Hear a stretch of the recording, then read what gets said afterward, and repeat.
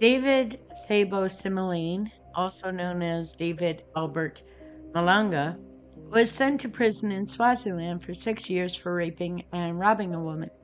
After he was released in 1998, he began a series of revenge killings, ensuring that no victim of his would dare speak up again. He lured women into the forest, usually by promising them some work, at least 28 of them, where he raped and then stabbed or strangled them to death. Many were beheaded. They were then robbed. Some of the women were pregnant. He was in relationships with at least 3 of the women he killed.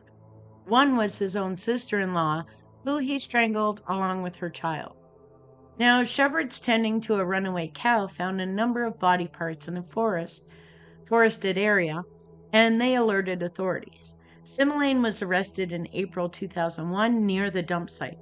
With the help of forensic experts from South Africa, they realized they were looking at a total of 45 sets of human remains, and that included the bodies of 4 babies.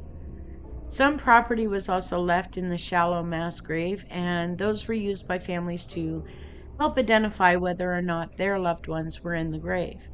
He would be charged with 34 murders only because 11 of the remains were in such a state of decomposition that it couldn't be determined how or even when they died.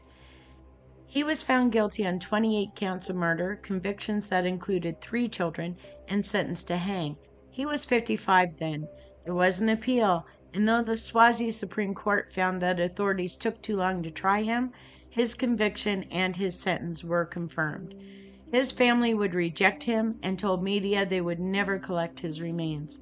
For many of the families, they have been unable to have death certificates for or even bury their loved ones because their remains have not yet been identified. Thank you for listening.